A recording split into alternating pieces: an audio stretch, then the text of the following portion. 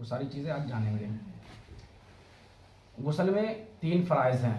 Number 1 کلی کرنا، number 2 ناک میں پانی چڑھانا، نمبر 3 تمام ظاہر بدن پر پانی بہانا۔ نمبر 1 کلی کرنا، منہ میں تھوڑا سا پانی لے کر پچ کر کے ڈال دینے کا نام کلی نہیں، بلکہ منہ کے ہر پرزے، گوشے، ہونٹ سے حلق کی جڑ تک ہر جگہ پانی بہہ جائے۔ اسی طرح داڑھوں کے پیچھے، گالوں کی تہ میں، دانتوں کی کھڑکیوں اور جڑوں اور زبان کی ہر کروٹ پر، بلکہ حلق کے کنارے تک پانی بہے۔ روزہ نہ ہو تو غرغرہ بھی کر لیجئے کہ سنت ہے۔ دانتوں میں چھالیا کے دانے یا بوٹی کے ریشے وغیرہ ہو تو ان کو چھڑانا ضروری ہے۔ ہاں، اگر چھڑانے میں ضرر یعنی نقصان کا اندیشہ ہو تو معاف ہے۔ غسل سے قبل دانتوں میں ریشے وغیرہ محسوس نہ ہوئے اور رہ گئے، نماز بھی پڑھ لی، بعد کو معلوم ہونے پر چھڑا کر پانی بہانا فرض ہے۔ پہلے جو نماز پڑھی تھی وہ ہو گئی۔ جو ہلتا دانت مسالے سے جمایا گیا یا تار سے باندھا گیا اور تار یا مسالے کے نیچے پانی نہ پہنچا ہو تو معاف ہے۔ جس طرح کی ایک کلی غسل کے لیے فرض ہے، اسی طرح کی 3 کلیاں وضو کے لیے سنت ہے۔ ایک کلی کرنا فرض ہے اور 3 کلیاں کرنا سنت ہے۔ نمبر 2 ناک میں پانی چڑھانا۔ جلدی جلدی ناک کی نوک پر پانی لگا لینے سے کام نہیں چلے گا، بلکہ جہاں تک نرم جگہ ہے یعنی سخت ہڈی کے شروع تک دھلنا لازمی ہے، اور یہ یوں ہو سکے گا کہ پانی کو سونگھ کر اوپر کھینچے۔ یہ خیال رکھیے کہ بال برابر بھی جگہ دھلنے سے نہ رہ جائے، ورنہ غسل نہ ہوگا۔ ناک کے اندر اگر رینٹ سوکھ گئی ہے تو اس کا چھڑانا فرض ہے، نیز ناک کے بالوں کو دھونا بھی فرض ہے۔ نمبر 3 تمام ظاہری بدن پر پانی بہانا۔ سر کے بالوں سے لے کر پاؤں کے ٹخنوں تک جسم کے ہر پرزے اور ہر رونگٹے پر پانی بہہ جانا ضروری ہے۔ جسم کے بعض جگہیں ایسی ہیں کہ اگر احتیاط نہ کی تو وہ سوکھی رہ جائیں گی اور غسل نہ ہوگا۔ غسل کن وجہوں سے فرض ہوتا ہے وہ چیز سنیں۔ چونکہ مسئلہ مسائل کی بات ہو تو اس میں شرم و حیا نہیں ہوتی ہے، اور شرم و حیا کرنے کی وجہ سے ہم اپنے جسموں کو پاک نہیں کر پاتے ہیں۔ غسل فرض ہونے کے 5 اسباب ہیں۔ نمبر 1 منی کا اپنی جگہ سے شہوت کے ساتھ جدا ہو کر عضو سے نکلنا۔ نمبر 2 احتلام یعنی سوتے میں منی کا نکل جانا۔ نمبر 3 شرمگاہ میں حفشہ سپاری داخل ہو جانا، خواہ شہوت ہو یا نہ ہو، انزال ہو یا نہ ہو، دونوں پر غسل فرض ہے۔ نمبر 4 حیض سے فارغ ہونا۔ نمبر 5 نفاس یعنی بچہ جننے پر جو خون آتا ہے اس سے فارغ ہونا۔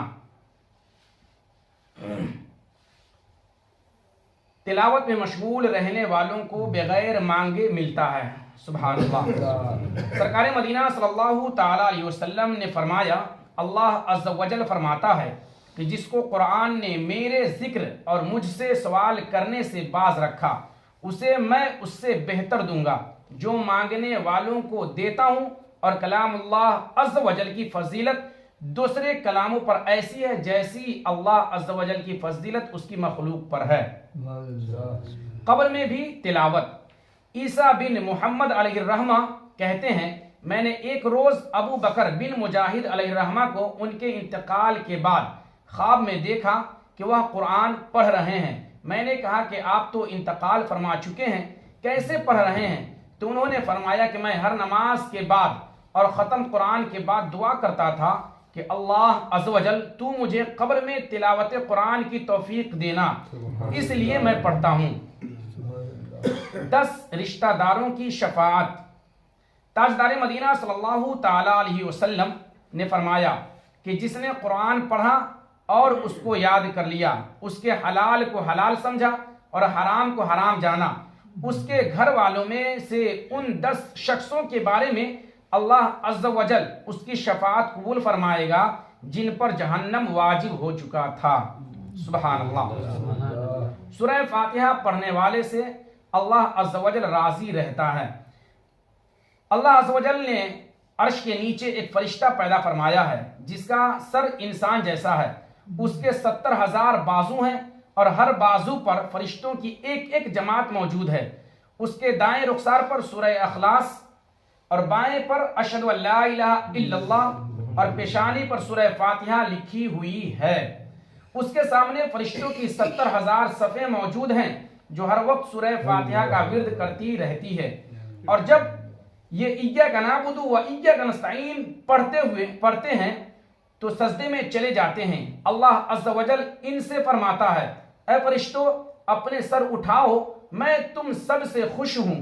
فرشتے یہ سن کر اللہ عز و جل سے عرض کرتے ہیں کہ اے مولا کریم عز و جل، امت محمدیہ صلی اللہ تعالی علیہ وسلم میں سے جو کوئی سورہ فاتحہ پڑھے تو اس سے بھی راضی رہنا۔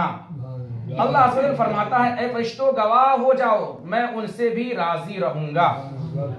صلو علی الحبیب، صلو علی الحبیب، اللهم آمين۔ بسم الله الرحمن الرحيم۔ اللهم ربنا تقبل منا إنك أنت السميع العليم وتب علينا إنك أنت التواب الرحيم۔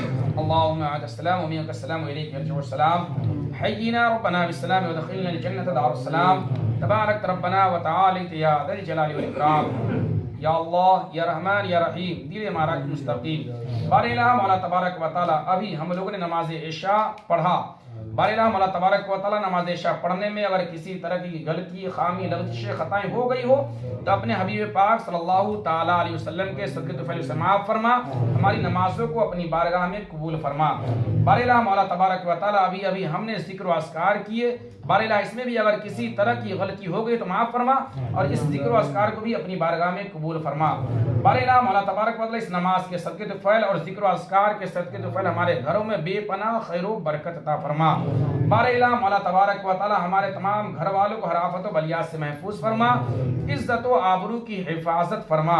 بار الہ مولا تبارک و تعالی ہمارے گھروں میں سے جو لوگ انتقال کر چکے ہیں، بار الہ مولا تبارک و تعالی انہیں کروٹ کروٹ جنت الفردوس میں اعلیٰ سے اعلیٰ مقام عطا فرما۔ وصلی اللہ تعالی علی خیر خلقہ ونور عرش محمد وعلی آلہ وصحبہ وآل بیتہ وذریتہ اجمعین برحمتک یا ارحم الراحمین، آمین بحق لا الہ الا اللہ محمد رسول اللہ صلی اللہ علیہ وسلم۔ السلام علیکم ورحمۃ اللہ۔